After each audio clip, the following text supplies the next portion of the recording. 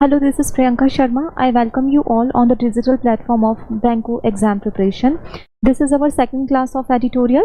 आज का जो आपका second editorial रहेगा उसको मैं आपके सामने निकाल देती हूँ. But before that, what is important that we need to do the vocabulary of the editorial, because without vocabulary you won't be able to comprehend the editorial. So the first word of the editorial is setback. Setback का मतलब होता है पीछे हट जाना.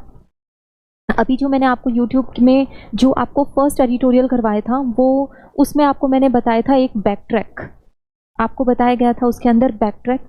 Back track का मतलब क्या बताया था आपको? बैक ट्रैक का मतलब भी पीछे हट जाना बताया था. सेटबैक का मतलब भी पीछे हट जाना होता है. पीछे हट जाना या फिर कोई ऐसी चीज़ जो आपको पीछे कर दे उसे सेटबैक कहा जाता है. It is the meaning is a problem और delay that makes progress harder. एक ऐसी समस्या जो आपकी प्रोग्रेस को हार्ड कर देती है उसे आपका सेटबैक कहते हैं. आपकी प्रॉब्लम्स को, आपके हर्डल्स को आपका सेटबैक्स कहा जाता है. इसके सिनोनिम होंगे ऑब्स्टिकल, हिंड्रेंस. ये सब आपकी बाधाएं होती है. ऑब्स्टेकल बाधा, हिंड्रेंस बाधा. एंटोनिम एडवांटेज एंड प्रोग्रेस होगा. एडवांटेज का मतलब तो फ़ायदा होता है, वहीं सेटबैक, ऑब्स्टेकल, हिंड्रेंस इन सब का मतलब बाधाएं होता है, प्रॉब्लम्स होता है. नेक्स्ट अपना जो वर्ड है उसके ऊपर चलते हैं. The next word is dynamics. Dynamics जो है, ऑलवेज रिमेंबर डायनामिक्स एडजेक्टिव और नाउन के रूप में, दोनों के रूप में यूज़ किया जा सकता है. एक सेकंड के लिए आप वेट करें क्योंकि मैं आपको इसकी थोड़ी डिटेल्ड स्लाइड बताती हूँ जिसमें डायनामिक्स को मैंने काफ़ी डिटेल में एक्सप्लेन करा है. Wait for a while because there are some examples also for dynamic. ये देखिए, है ना, हेयर इट इज़. डायनामिक जो है एडजेक्टिव और नाउन दोनों के रूप में यूज़ किया जा सकता है. अगर आप इसको डायनामिक को एज एन एडजेक्टिव यूज़ कर रहे हैं, एडजेक्टिव आपको पता है व्हाट इज़ एन एडजेक्टिव.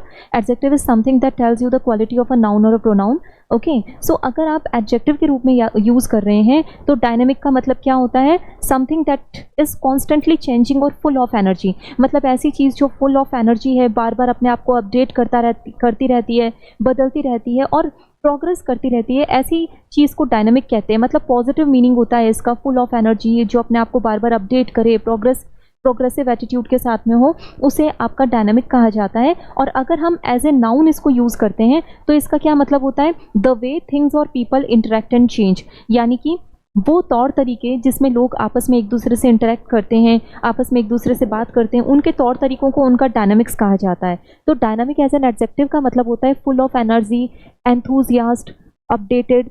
और वहीं नाउन के रूप में जब इसका इस्तेमाल किया जाता है तो इसका मतलब निकल जाता है आपका किसी लोगों के काम करने के तरीके, तौर तरीके, पॉलिसीज़, उनको डायनामिक्स कहा जाता है. अब इसमें एक और देखिए, इसको मैंने एग्जाम्पल से बताया है आपको डायनामिक को. जब आप डायनामिक को एडजेक्टिव के रूप में यूज़ करेंगे, एडजेक्टिव क्या होता है? एडजेक्टिव वो होता है जो नाउन की विशेषता बताता है. यहाँ पे जो ये वर्ड लीडर है, लीडर यहाँ पे नाउन है और नाउन की विशेषता बता रहा है यहाँ पे dynamic. What kind of leader here we are talking about? We are talking that leader is very energetic and enthusiastic. जो बड़ा अपडेटेड लीडर है उसे यहाँ पे डायनामिक कहा गया है. तो she is a dynamic leader who always brings new ideas. वो बड़ी डायनामिक लीडर है जो हमेशा नए नए आइडियाज़ लेकर के आती हैं. Okay, the city has a dynamic culture that mixes old and new tradition. City का जो कल्चर है वो भी बड़ा डायनामिक है, बहुत अच्छा है. Technology is a dynamic field that changes very fast. Technology जो है एक डायनामिक फील्ड है जो कि बहुत जल्दी बदलता है. डायनामिक फील्ड मतलब इसमें अपडेट होते रहते हैं, नई चीज़ें ऐड होती रहती है. तो डायनामिक जब भी एडजेक्टिव के रूप में यूज़ होता है तो इसका मतलब होता है something that is very energetic और जो कॉन्स्टेंटली चेंज होता रहता है. यहाँ पे चेंज होने का मतलब है अपडेट होता रहता है, प्रोग्रेस करता रहता है, नई नई चीज़ें उसमें शामिल होती रहती है.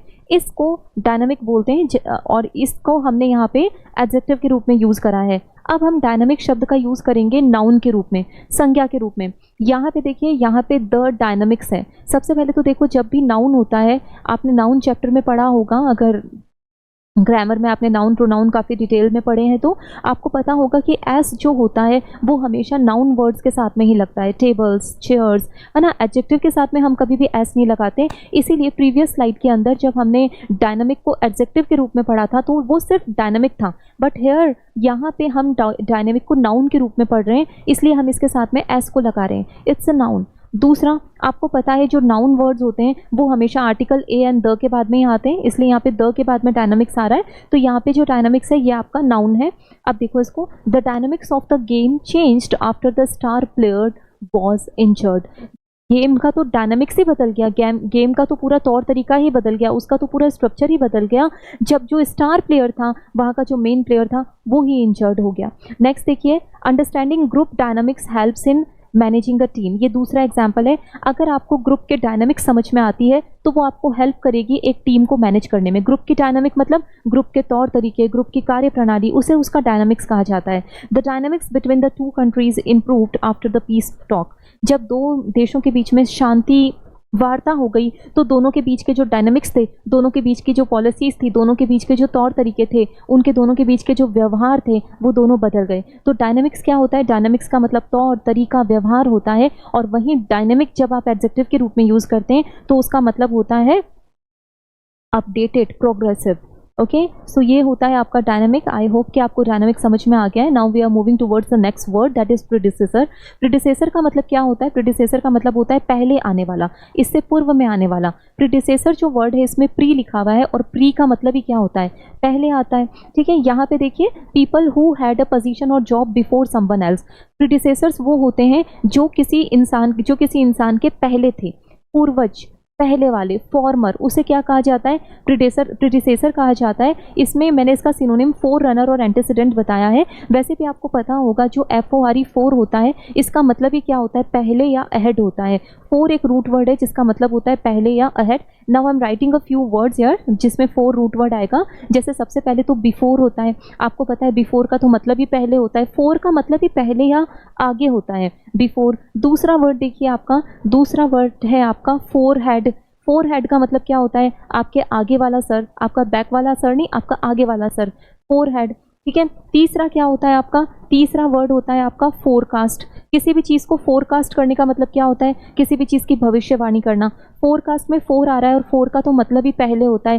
पहले से ही आपने कास्ट कर दिया, पहले से ही आपने भविष्यवाणी कर दी, दैट इज फोरकास्ट, जिसको प्रिडिक्ट भी बोला जाता है। प्रिडिक्ट जो होता है फोरकास्ट का ही सिनोनिम होता है। और इसी 4 से बना है यहाँ पे फोर रनर। फोर रनर का मतलब भी क्या होता है? पूर्वज होता है, क्योंकि 4 का मतलब ही क्या होता है? पहले वाला होता है। तो इस तरह से आप जो है 4 रूट वर्ड को समझ करके आप यहाँ पे 4 रनर्स वर्ड का मतलब समझ गए होंगे। एंटीसीडेंट का मतलब होता है पहले आने वाला। और इसके जो एंटोनिम है वो क्या है? सक्सेसर। सक्सेसर का मतलब होता है आगे वाली पीढ़ी, जो आगे आएगी, जो बाद में आएगी। और फॉलोवर्स तो वैसे भी हमेशा बाद में आने वाले होते हैं, वो कभी भी पहले आने वाले नहीं होते। तो इस तरह से आपका वर्ड बनता है प्रीडिसेसर, जिसका मतलब होता है पहले आने वाले। नेक्स्ट देखिए आप लोग, नेक्स्ट जो है आपका, नेक्स्ट है आपका डेवलपमेंट्स। डेवलपमेंट्स का मतलब क्या होता है? नई चीज़ें, नए चेंजेस। नए चेंजेस को डेवलपमेंट्स कहा जाता है। नए नए जो चेंजेस होते हैं, नए नए जो परिवर्तन होते हैं, उन्हें डेवलपमेंट्स बोला जाता है। ठीक है, जैसे इसका सिनोनिम हो सकता है नए इवेंट्स, नई प्रोग्रेस, वो सब डेवलपमेंट्स हैं। स्टैग्नेशन का मतलब क्या होता है? स्टैग्नेशन का मतलब होता है ठहराव, रुक जाना। अगर आप रुक जाएंगे तो क्या आप किसी भी प्रकार का डेवलपमेंट शो करेंगे? अगर आप रुक गए हैं तो वहाँ पे किसी भी तरीके का कोई डेवलपमेंट नहीं होगा, कोई डेवलपमेंट्स नहीं होंगे। स्टैग्नेशन का मतलब होता है रुक जाना, और स्टैंड स्टिल का मतलब भी क्या होता है? ठहराव होता है। ये जो स्टिल वर्ड है, STILL, स्टिल, स्टिल का मतलब ही विदाउट मूवमेंट होता है। स्टैंड स्टिल का मतलब होता है you are not showing any progress, आप जहाँ पर भी है वहीं पे रुक गए, दैट इज स्टैंड स्टिल। और इसी के कॉन्ट्रेरी जो डेवलपमेंट्स होते हैं, डेवलपमेंट्स का मतलब होता है you are showing new progress, आप नई नई चीज़ें शो कर रहे हो, नए नए आप प्रगति कर रहे हैं, तो that is your developments. Okay, आपके नए नए टास्क, आपकी नई नई डेवलपमेंट्स, आपकी नई नई events, that is your developments. Okay, next है आपका viable. It's possibly and like to work successfully. मतलब कोई ऐसी चीज़ जो वर्केबल है, जो प्रैक्टिकल है, मतलब जो आपके लिए प्रैक्टिकल है, जिसके ऊपर आप काम कर सकते हो, आपके लिए वर्केबल है, इम्पॉसिबल नहीं है, जिसके साथ आप कंफर्टेबल होकर काम कर सकते हो, वो चीज़ आपके लिए वायेबल होती है, सॉरी। और ये ऐसी चीज़ फिजिबल होती है, मतलब आप उसके साथ कंफर्टेबल है, आपके लिए प्रैक्टिकल है, आपके लिए व्यवहारिक है।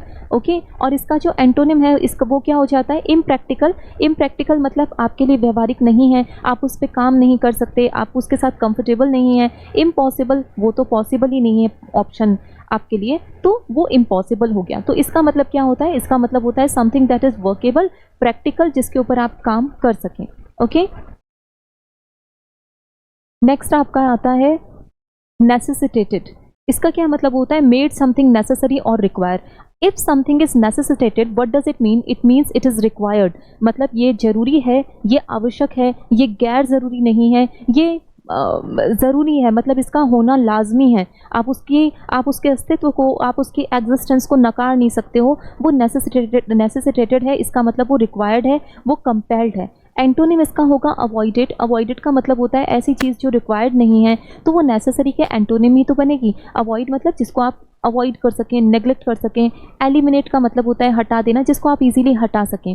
तो आपका जो नेसेसिटेटेड है, इसका मतलब होता है कोई चीज़ जो कि इम्पोर्टेंट है, जो कि रिक्वायर्ड है। और वहीं एंटोनिम इसके अवॉइडेड और एलिमिनेटेड बनते हैं।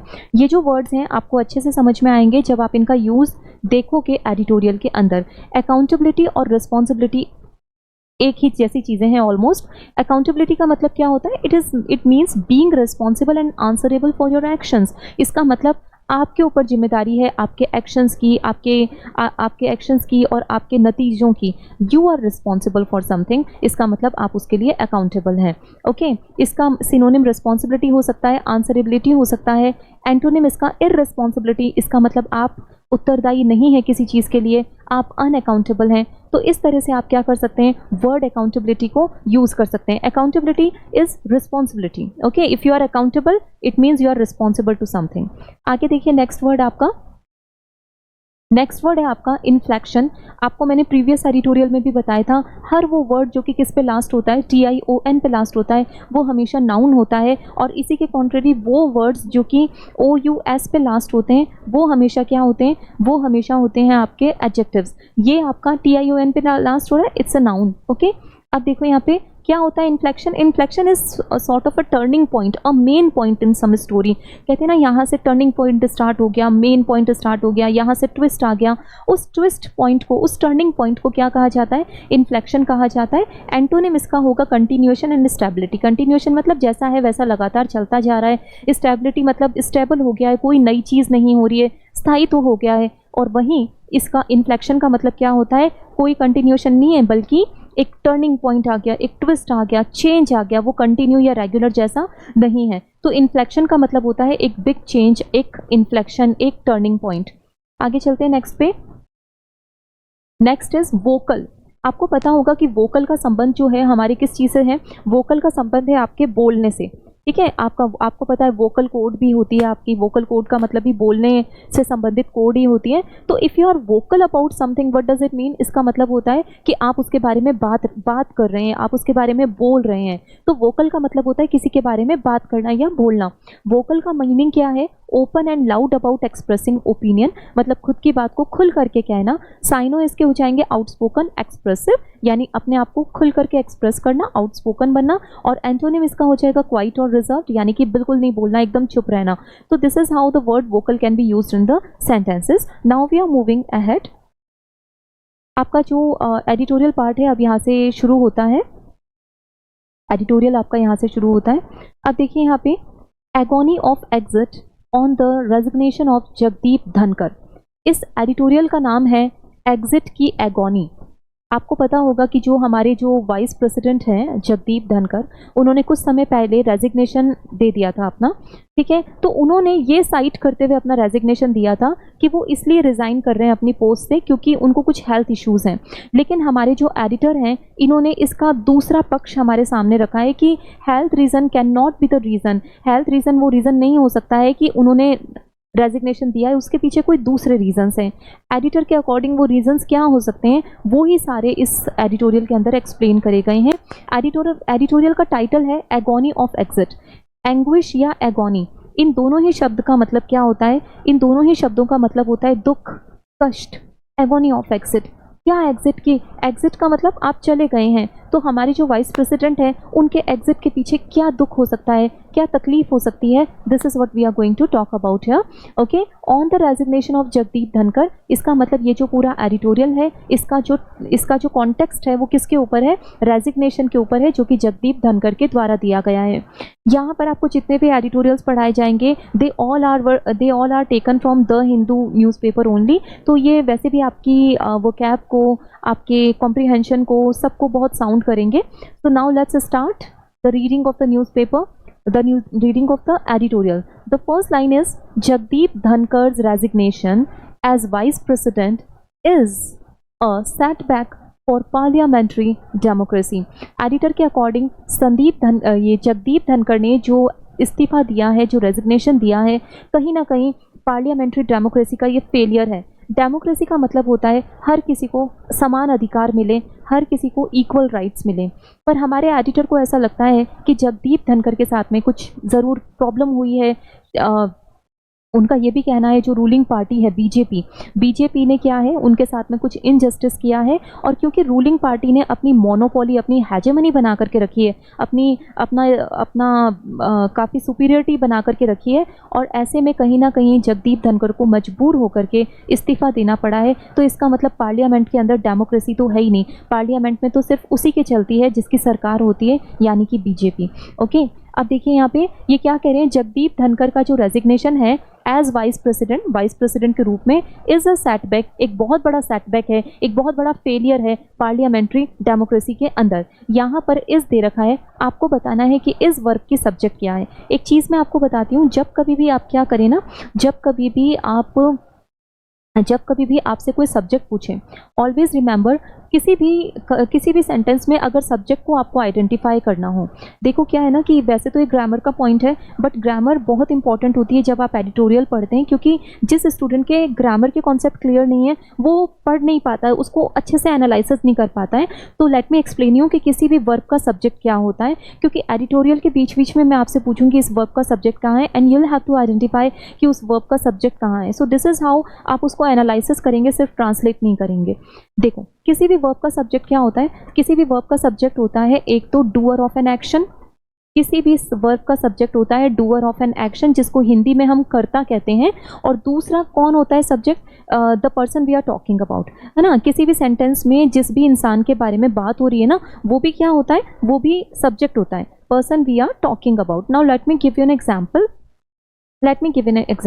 Look at this line that I'm going to write here. Ram eats a mango. Ram eats a mango.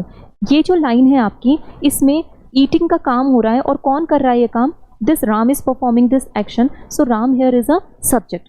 ठीक है, कार्य को करने वाला सब्जेक्ट होता है। Late me give you one more example. Ram is a doctor. यहाँ पे राम कोई काम नहीं कर रहा, ठीक है, जैसे प्रीवियस लाइन में तो वो मैंगो खाने का काम कर रहा था, बट यहाँ पे वो कोई काम नहीं कर रहा, बस हम राम के बारे में बात कर रहे हैं कि राम जो है एक डॉक्टर है। तो the person talking about is also a subject. यहाँ पे राम के बारे में बात हो रही है, Ram is the person we are talking about, and Ram here is the subject of this verb. And always remember one thing, जब भी हमारा सब्जेक्ट सिंगुलर होता है तो हमारी वर्ब भी सिंगुलर होती है, और जब भी हमारा सब्जेक्ट प्लूरल होता है तो हमारी वर्ब भी प्लूरल होती है। तो ये जो भी चीज़ें मैंने आपको यहाँ पे ग्रामर रिलेटेड बताई है, you need to spot all those things in the editorial we are reading. Okay, चलो अब मैं आपके लिए वापस से एक बार इसका टेक्स्ट निकाल देती हूँ। हियर इट इज, ये रहा। अब देखो यहाँ पे, अब इसको पढ़ेंगे। मैंने आपसे पूछा था इस वर्ब की सब्जेक्ट कहाँ है, इज अ सेटबैक। आप बताइए क्या है setback, what is a setback, what kind of setback we are talking about here, what is a setback, isn't it Dhankhar's resignation. Dhankhar का रेजिग्नेशन ही तो है सेटबैक। पार्लियामेंट्री डेमोक्रेसी में फेलियर धनखड़ का रेजिग्नेशन ही तो है, क्योंकि धनखड़ जो है रूलिंग पार्टी के अगेंस्ट चला गया था, जो कि बीजेपी है। इसका मतलब डेमोक्रेसी है ही नहीं, आपको रूलिंग पार्टी के अनुसार ही चलना पड़ेगा, वरना आपको इस तरह से रिजाइन देना पड़ जाएगा। ठीक है, तो यहाँ पे इस वर्ब का सब्जेक्ट क्या है, रेजिग्नेशन। रेजिग्नेशन सिंगुलर है, सिंगुलर सब्जेक्ट का सिंगुलर वर्ब। ओके, चलो आगे चलते हैं। द एब्रप्ट डिसीजन, एब्रप्ट का मतलब होता है क्विक, जो बहुत जल्दी आया हो। The abrupt decision by Jagdeep Dhankhar to resign as the vice president of India raises several questions about the relationship between the executive and parliament. Executive कौन होते हैं, पार्लियामेंट में काम करने वाले जो होते हैं, जो एक्शंस परफॉर्म करते हैं, वो एग्जीक्यूटिव्स होते हैं। ठीक है, और पार्लियामेंट तो आपको पता है ये संसद होती है। अब देखो ये क्या कह रहे हैं, जो एब्रप्ट डिसीजन आया है जगदीप धनखड़ का कि उन्होंने रिजाइन कर दिया है as the vice president of India के रूप में, रेजेस, ये जो इनका डिसीजन है ये रेज करता है, यानी उठाता है, क्या उठाता है, सेवरल क्वेश्चंस, बहुत से प्रश्न, अबाउट द रिलेशनशिप, किस चीज़ के बारे में ये प्रश्न उठाता है, क्या रिश्ता है, about the relationship between the executive and parliament, executive और पार्लियामेंट के बीच में क्या रिश्ता है। अच्छा रिश्ता नहीं है तभी तो ये सब हो रहा है ना। अब आप देखिए, अब इस लाइन के अंदर मैंने एक यहाँ पे वर्ब अंडरलाइन करी है, रेजेस। आपको पता है कि जब भी किसी वर्ब के साथ में आप एस और ईएस लगा देते हैं तो वो वर्ब कैसी हो जाती है, सिंगुलर इन नेचर हो जाती है, ठीक है। तो आपको ये बताना है यहाँ पे रेजेस वर्ब का सब्जेक्ट कहाँ है, बताइए रेजेस वर्ब का सब्जेक्ट कहाँ है। जब भी आपसे कोई सब्जेक्ट पूछे पहले पूरी लाइन को पढ़ो, देखो वहाँ पे रेजेस से पढ़ो, raises several question about the relationship. आपको पता है कार्य को करने वाला सब्जेक्ट होता है, रेजेस सेवरल क्वेश्चन, कौन उठाता है सेवरल क्वेश्चन, कौन कर रहा है सेवरल क्वेश्चन उठाने का काम, कौन कर रहा है, ये जो इसका डिसीजन आया है ना, जो जगदीप धनखड़ के द्वारा आया रिजाइन करने का, ये डिसीजन रेज करता है बहुत सारे क्वेश्चन। तो डिसीजन क्या है आपका, सिंगुलर सब्जेक्ट है, सिंगुलर सब्जेक्ट की सिंगुलर वर्ब, ओके। तो ये रहा आपका सब्जेक्ट और ये रही आपकी वर्ब, ओके। तो ये बता रहे हैं आपको, ये जो इनका डिसीजन आया है बहुत से प्रश्न उठा देता है एग्जीक्यूटिव और पार्लियामेंट के संबंध के बीच में, मे बी उनके संबंध आपस में अच्छे नहीं रहते हैं। आगे देखिए, also in focus are the dynamics within the ruling party, also in the focus are dynamics within the ruling BJP, ठीक है। अब देखिए ये क्या कह रहे हैं, ऑल्सो इन फोकस आर का मतलब क्या है, इसके अलावा और किस चीज पर फोकस है, ऑल्सो इन फोकस आर, इसके अलावा और किस चीज के ऊपर फोकस है, डायनामिक्स, जो कि किसके अंदर, किसके डायनामिक्स की बात हो रही है यहाँ पे, ruling party BJP. Ruling party BJP मतलब जो अभी आपको पता है अभी गवर्नमेंट की ही सरकार, अभी गवर्नमेंट जो है वो बीजेपी की है, बीजेपी के अंदर क्या डायनामिक्स हैं, उनके क्या तौर तरीके हैं काम करने के, उसके ऊपर भी उनका जो ये डिसीजन है फोकस करता है। क्योंकि बीजेपी की अभी हर जगह मोनोपोली है, हेजेमनी है, तो मे भी बीजेपी ने उनको क्या किया है, फोर्स करा है रिजाइन करने के लिए, क्योंकि वो शायद उनके एक डिसीजन के अगेंस्ट चले गए थे। आगे देखिए, the vice president is also the chairman of the Rajya Sabha. अगर हम वाइस प्रेसिडेंट की बात करें तो वो तो राज्यसभा के चेयरमैन भी होते हैं, वो सिर्फ वाइस प्रेसिडेंट ही थोड़ी ना होते हैं। Mister Dhankhar is the first vice president in the history of the republic to resign this way. Mister Dhankhar जो है ना, वो पहले ऐसे वाइस प्रेसिडेंट हैं रिपब्लिक इंडिया की हिस्ट्री में जिन्होंने दिस वे यानी इस प्रकार से रिजाइन करा है। यहाँ पे देखिए, इज द फर्स्ट, आपने पढ़ा होगा आर्टिकल्स में, आर्टिकल ए एंड डी के रूल्स आपने पढ़े होंगे। आपको पता है जब कभी भी हम ऑर्डिनल एडजेक्टिव लगाते हैं, ऑर्डिनल कौन से होते हैं, ऑर्डिनल एडजेक्टिव्स कौन से होते हैं, ऑर्डिनल एडजेक्टिव्स वो एडजेक्टिव्स होते हैं जो ऑर्डर बताते हैं, जैसे first, second, third, fourth, last, ठीक है। तो इनसे पहले हमेशा क्या लगता है, इनसे पहले हमेशा आर्टिकल द लगता है, the first, the last, the second, है ना। तो यहाँ पर भी देखो, यहाँ पे क्या लगा है, द फर्स्ट वाइस प्रेसिडेंट, है ना। तो ये क्या कह रहे हैं, Dhankhar is the first vice president in the history of the republic to resign this way. India की हिस्ट्री में धनखड़ पहले ऐसे वाइस प्रेसिडेंट है दिस वे, यानी कि जिन्होंने इस प्रकार से रिजाइन करा है। Some of his predecessor who resign before completing their term had the reason of moving on to get elected as the president of India। उसके कुछ predecessors, some of his predecessors मतलब उसके जो पहले वाले, प्रेडिसेसर का मतलब होता है पहले आने वाले, तो धनखड़ से जो पहले वाले जो वाइस प्रेसिडेंट्स थे ना, यानी धनखड़ के जो प्रेडिसेसर्स थे, who resign before completing their term, वो प्रेडिसेसर्स जिन्होंने रिजाइन किया था अपनी टर्म को कंप्लीट होने से पहले, टर्म मतलब कार्यकाल, अपने कार्यकाल को कंप्लीट होने से पहले, had the reason of moving on, उनके पास में तो कारण था आगे मूव ऑन करने का, वो क्या था, to get elected as the president of India, क्योंकि वो इलेक्ट होने वाले थे प्रेसिडेंट ऑफ इंडिया के रूप में, इसलिए उनके प्रेडिसेसर्स ने क्या किया था, रिजाइन किया था। बट धनखड़, उनके पास में तो ऐसा कोई भी रीजन नहीं था, तो फिर उन्होंने क्यों रिजाइन करा, this is what the question of our editor. अब देखो यहाँ पे आपने एक चीज देखी होगी, सम ऑफ हिज प्रेडिसेसर्स वो resign before completing their term, अपनी टर्म को पूरा करने से पहले, देयर टर्म, आपको पता है, अब मैं आपको एक फिर से एक छोटा सा ग्रामर बताती हूँ यहाँ पे, आप देखिए आपको एक चीज़ बताती हूँ, इधर देखेंगे। एक्चुअली ये जो खाली स्लाइड्स हैं ये मैं सिर्फ इसीलिए ले रही हूँ ताकि मुझे स्पेस मिल जाए यहाँ पे एक्सप्लेन करने का। देखो, जब कभी भी किसी लड़के के पोजेशन के बारे में बात करते हैं तो हम क्या लगाते हैं, हम हिज लगाते हैं। For example his bottle, his pen, his bag. जब कभी भी हम लड़की के पोजेशन के बारे में बात करते हैं तो हम हर लगाते हैं। For example her home, her class और वटएवर, ठीक है। जब कभी भी हम किसी नॉन लिविंग या फिर किसी जानवर के पोजेशन के बारे में बात बताते हैं तो हम क्या लगाते हैं, its. For example the cat licked its paw, है ना। किसका पॉ है यहाँ पे, पॉ का मतलब पंजा होता है, किसका पॉ है यहाँ पे, कैट का। कैट का पोजेशन मैंने किससे दिखाया, इट्स से। इसी तरह से आपका एक वर्ड होता है देयर। देयर क्या करता है, ये हमेशा प्लूरल के पोजेशन को दिखाता है। For example they love their home, उनको अपने घर से बहुत प्यार है, दे लव देयर होम, है ना, दे लव देयर होम, किनका किनका होम, इन दे का होम, दे प्लूरल है ना इसलिए देयर, और यहीं अगर मैं ही लगा देती तो क्या हो जाता आपका, ही लव्स हिज होम, ठीक है, हिज होम, सॉरी एक minute, he loves his home. तो जब भी हमें पोजेशन किसका दिखाना हो, प्लूरल का, तो हम लगाते हैं देयर, जब भी हमें पोजेशन दिखाना हो सिंगुलर का तो हम हिज या फिर हर लगा देते हैं। ये बात आपको समझ में आ गई। अब अपन चलते हैं वापस से अपनी एडिटोरियल वाली स्लाइड के ऊपर। एक मिनट, आपको मैंने यहाँ पे अंडरलाइन क्या करवाया था, आपको मैंने यहाँ पे अंडरलाइन करवाया था ये देयर। अब आप बताइए देयर किसकी टर्म है, some of his predecessors who resign before completing their term, किसकी टर्म, इन प्रेडिसेसर्स की टर्म। आप देखो प्रेडिसेसर्स यहाँ पर क्या है, बहुवचन है कि नहीं है, सम ऑफ हिज प्रेडिसेसर्स मतलब उसके प्रेडिसेसर्स में से कुछ, सम आया है ना, सम का मतलब एक से तो ज़्यादा ही होता है, एक से ज़्यादा है इसका मतलब बहुवचन है, तो यहाँ पर आपका ये प्लूरल हो गया, इसी कारण से प्लूरल यहाँ पे क्या लगा दिया हमने, पोजेशन लगा दिया, there term.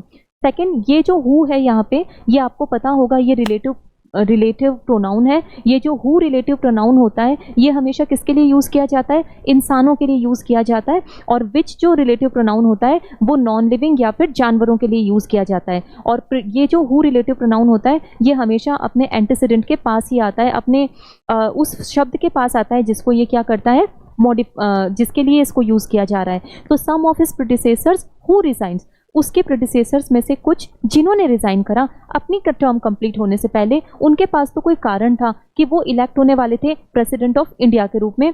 While his resignation letter cites, cite का मतलब होता है बताना, साइट का मतलब होता है बताना। आपको मैंने अभी एक चीज़ बताई थी, अगर आपका सब्जेक्ट सिंगुलर होगा तो आपकी वर्ब भी कैसी होगी, सिंगुलर होगी। सिंगुलर वर्ब का मतलब क्या होता है, वर्ब के साथ क्या लगा दो, एस और ई एस लगा दो। फॉर एग्जाम्पल फिर से मुझे एक बार स्लाइड, खाली वाली स्लाइड लेनी पड़ेगी so that I can explain you the grammar.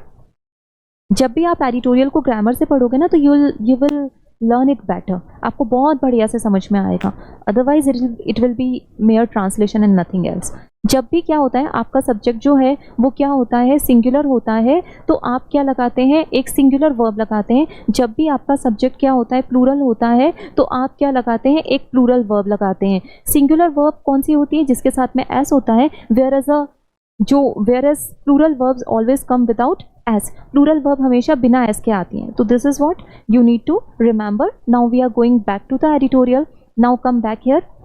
देखो यहाँ देखिए, while his resignation letter cites health reasons, उसका जो रेजिग्नेशन लेटर है वो क्या साइट करता है, क्या बताता है, हेल्थ रीजन साइट करता है कि मैं बीमार हूँ इसलिए मैं इस्तीफा दे रहा हूँ। अब आप देखिए यहाँ पे साइट्स, सिंगुलर वर्ब है, कार्य को करने वाला सब्जेक्ट होता है, कौन साइट करता है, health reason, resignation letter cite करता है health reason. Resignation letter singular है तो सिंगुलर सब्जेक्ट की सिंगुलर वर्ब, ओके। जब उसका रेजिग्नेशन, जबकि उसका लेटर साइट करता है health reason, it is clear, ये क्लियर है that his decision was driven by other factors, उसका जो डिसीजन था ना वो ड्राइवन बाय यानी लिया गया था दूसरे फैक्टर्स के कारण, which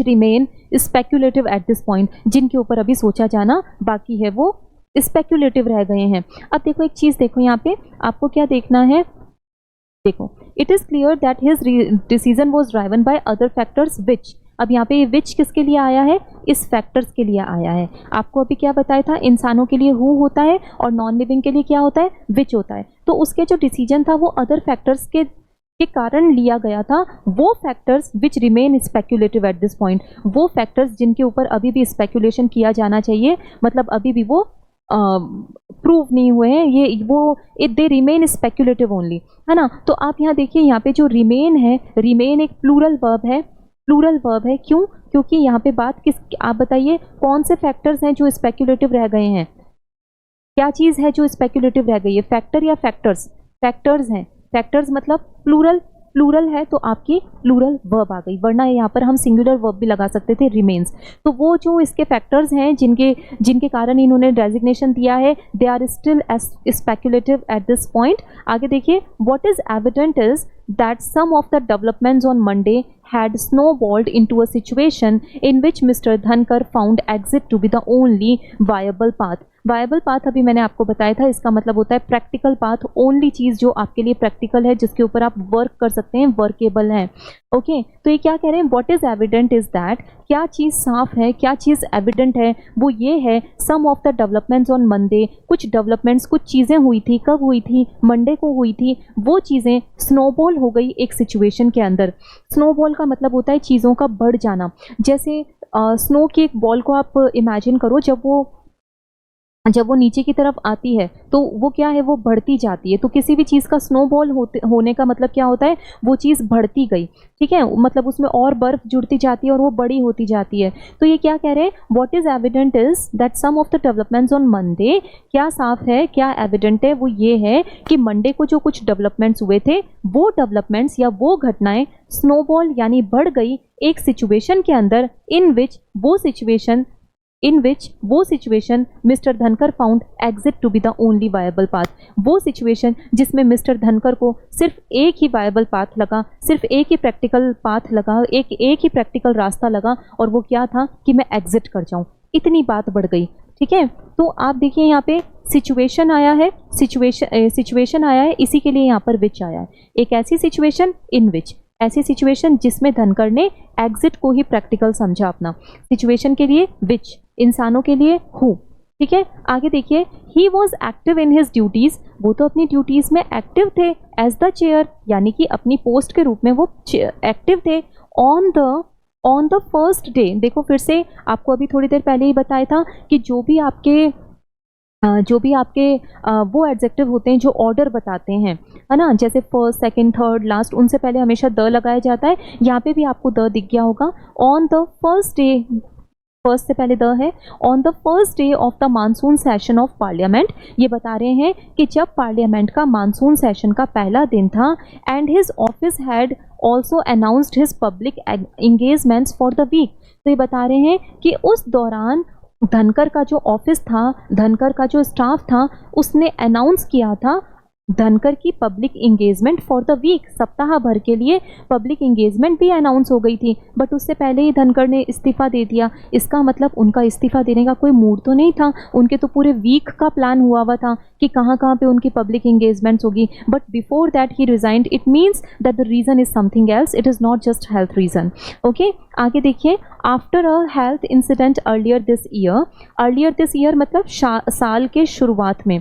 after a health incident earlier this year, इस साल के शुरुआत में जब एक हेल्थ इंसिडेंट हुआ था, mister Dhankhar had return to active public life. Mister Dhankhar तो वापस आ गए थे अपनी पब्लिक लाइफ में। शुरुआत में ज़रूर उनको एक हेल्थ रीज़न हुआ था, but mister Dhankhar had return to active public life मतलब वो वापस अपनी पब्लिक लाइफ में आ गए।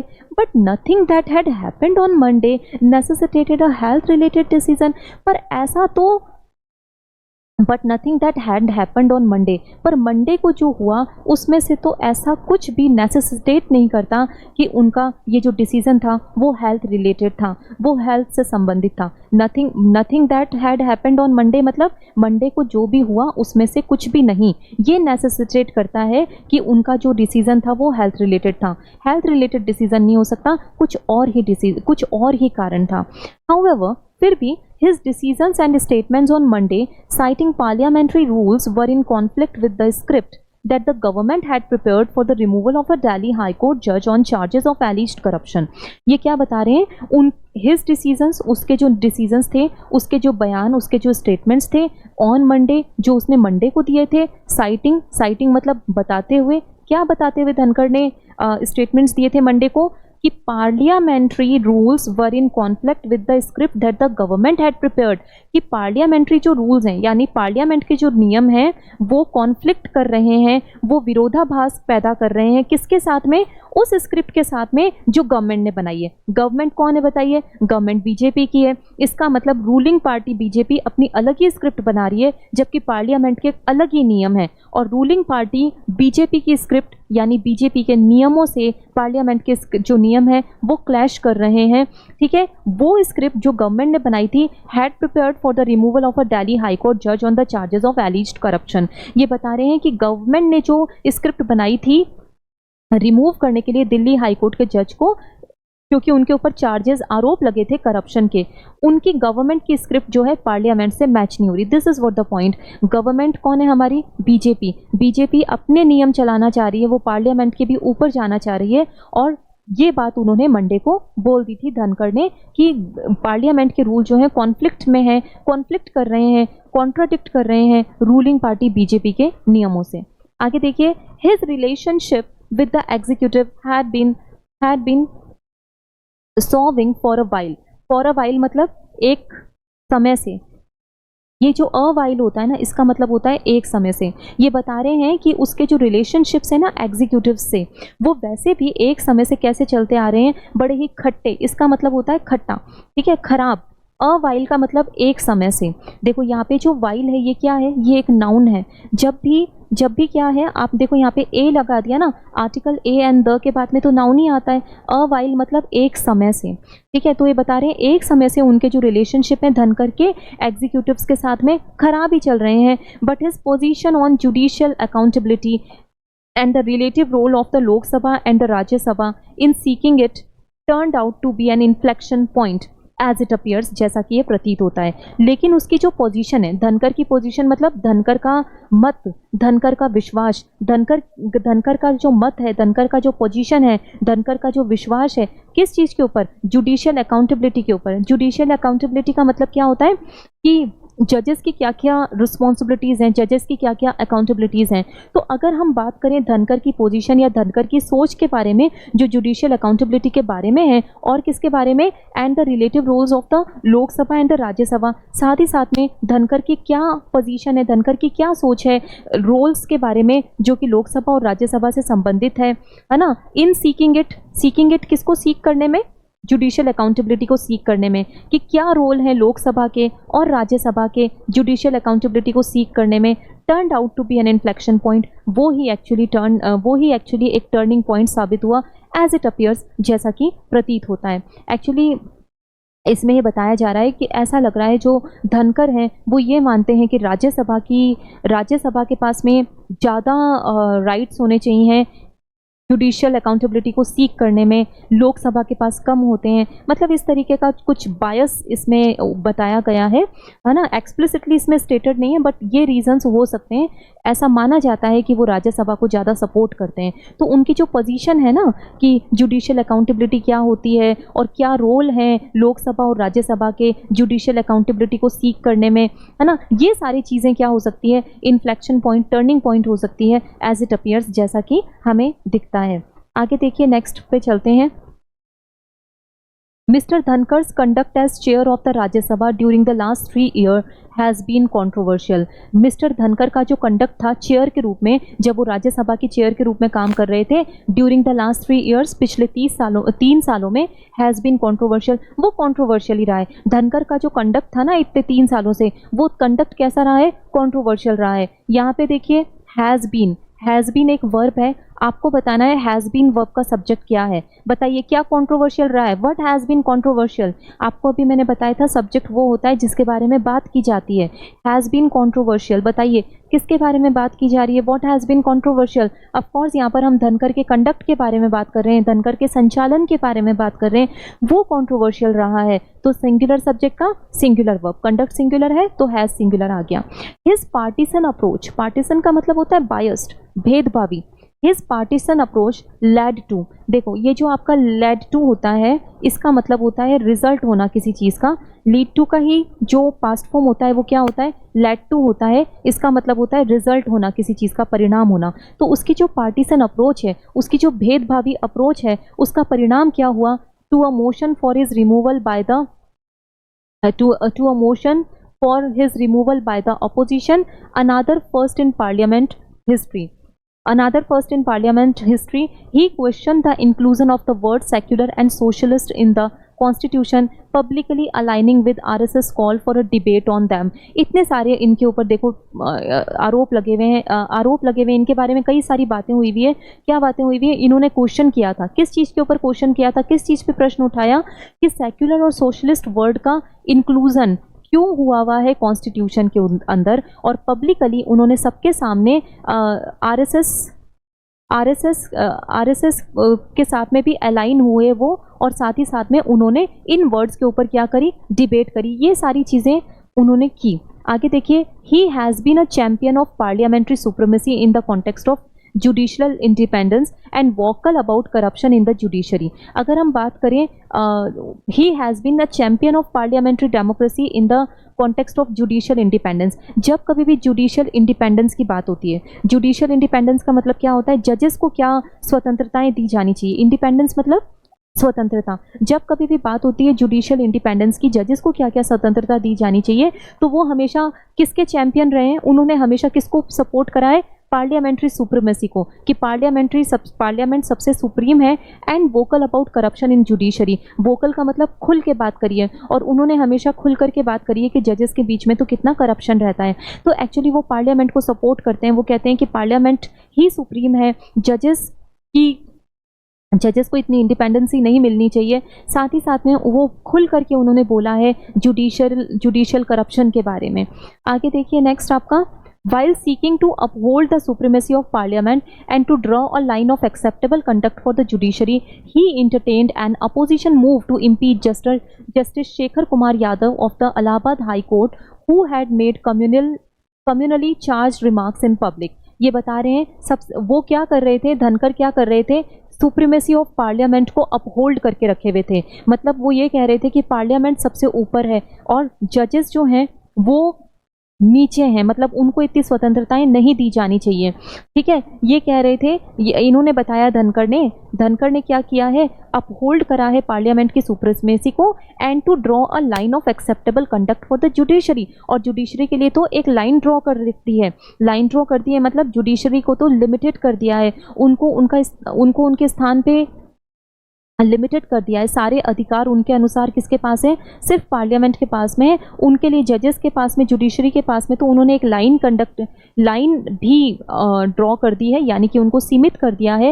ही एंटरटेन्ड का मतलब होता है सपोर्ट करना। उन्होंने सपोर्ट करा एक अपोजिशन मूव को जो कि इम्पीच करने से संबंधित था, शेखर कुमार यादव को। अपोजिशन मूव मतलब एक ऐसा मूव जिसको कौन सपोर्ट कर रही थी, अपोजिशन पार्टी। अपोजिशन पार्टी कौन है, अभी बीजेपी की सरकार है तो अपोजिशन पार्टी कांग्रेस है। तो धनखड़ ने एंटरटेन कर दिया, धनखड़ ने सपोर्ट कर दिया अपोजिशन पार्टी के स्टेप को, और वो किससे संबंधित था, जस्टिस शेखर कुमार यादव को इम्पीच करने से संबंधित था, जो कि इलाहाबाद हाई कोर्ट के हैं। हु, आपको बताया था ना, इंसानों के लिए क्या लगाया जाता है, हु लगाया जाता है, इंसानों के लिए क्या लगाया जाता है, हु। ठीक है, who had made communally charge remarks in public. इनके ऊपर आरोप यह है कि इन्होंने सामुदायिक कम्युनली चार्ज्ड रिमार्क्स करे थे, कमेंट्स करे थे जो कम्युनिटी से संबंधित थे किसी, तो इनके ऊपर ये ऐसे करके आरोप थे। और जो हमारी अपोजिशन पार्टी थी वो इनका इम्पीचमेंट करना चाहती थी। तो हमारे जो धनखड़ हैं इन्होंने अपोजिशन के इस मूव को क्या कर दिया, एंटरटेन कर दिया। ऐसे में बीजेपी का नाराज़ हो जाना स्वाभाविक है, क्योंकि वो रूलिंग पार्टी है, और अगर धनखड़ जो हैं वो अपोजिशन पार्टी के मूव को सपोर्ट करेंगे तो बीजेपी तो फिर नाराज़ होगी ही। आगे देखिए next, Mr. Dhankar acknowledged receiving a motion signed by over 50 MPs for Justice Yadav's removal and said he was verifying their signature। Mr. Dhankar ने ये भी एक्सेप्ट करा है कि उन्होंने रिसीव किया था एक मोशन जिसमें 50 MPs ने साइन करे थे कि यादव का क्या कर दो, रिमूवल कर दो, उनका इम्पीचमेंट कर दो। और धनखड़ ने कहा कि वो तो बस उनके सिग्नेचर्स को वेरीफाई कर रहे थे। He had also accepted an opposition motion for the removal of the Delhi जज। उन्होंने एक और अपोजिशन मोशन एक्सेप्ट कर लिया था, जिसमें उन्होंने फिर से अपोजिशन पार्टी के प्रस्ताव को मंजूर कर लिया था, जिसमें अपोजिशन ने क्या कहा था कि रिमूव कर दो दिल्ली के जज को। अब देखिए, ये वाइस प्रेसिडेंट है, इनका तो काम ही होता है, ये इनकी ड्यूटी होती है कि वो इम्पीचमेंट में भाग लें।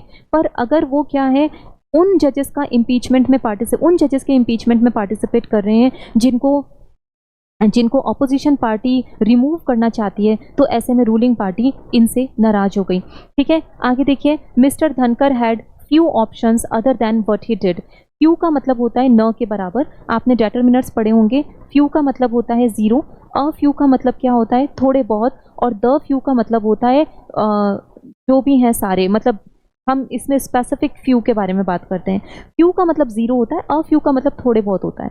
अभी लाइन पढ़ो, mister Dhankhar had few option. Mister धनकर के पास में कोई ऑप्शन नहीं था other than what he did, उसके अलावा जो उन्होंने किया, मतलब जो भी उन्होंने किया उसके पास वो ही ऑप्शन था करने के लिए। ठीक है, गोइंग बाय द रूल्स, नियमों के साथ चलना। ये नियमों में लिखा है कि वाइस प्रेसिडेंट जो है वो इसके अंदर पार्टिसिपेट करेंगे, उन्होंने ऐसा ही किया। But that put him on a collision course with the government. But इसने जो भी किया उससे क्या हुआ, वो एक कॉलिजन कोर्स में आ गए गवर्नमेंट के साथ में। कॉलिजन का मतलब होता है टक्कर। ठीक है, उन्होंने तो रूल्स फॉलो करे बट गलती से वो गवर्नमेंट के साथ में टक्कर में आ गए। गवर्नमेंट कौन है अभी, BJP. His resignation weakens India's parliamentary democracy. इनका जो रेजिग्नेशन है ये कमज़ोर कर देता है इंडिया की डेमोक्रेसी को। तो आपने यहाँ पे देखा मिस्टर धनकर जो हैं उन्होंने रूल्स को निभाते हुए इम्पीचमेंट करा कुछ जजेस का, पर उन जजेस का उन्होंने इम्पीचमेंट कर दिया जो अपोजिशन पार्टी चाहती थी कि उनका इम्पीचमेंट हो। ऐसे में जो रूलिंग पार्टी थी वो धनकर से नाराज़ हो गई, क्योंकि जो मिस्टर धनकर हैं वो अपोजिशन पार्टी के मूव को सपोर्ट कर रहे थे। धनकर ने तो सिर्फ अपनी ड्यूटी फॉलो करी, बट रूलिंग पार्टी जो है वो काफ़ी टायरेंट हो गई और उनके साथ में उनके संबंध खराब हो गए और फाइनली मिस्टर धनकर ने रेजिग्नेशन दे दिया। इसी कारण से एडिटर कह रहा है कि पार्लियामेंट्री डेमोक्रेसी तो कहीं रही नहीं है। अगर आप रूलिंग पार्टी के हल्का सा भी अगेंस्ट जाते हो तो फिर ऐसे में आपके लिए एग्जिट करना ही एक only workable path hoga. So here we have come to an end of this editorial. I hope that you got the whole editorial. Thank you very much.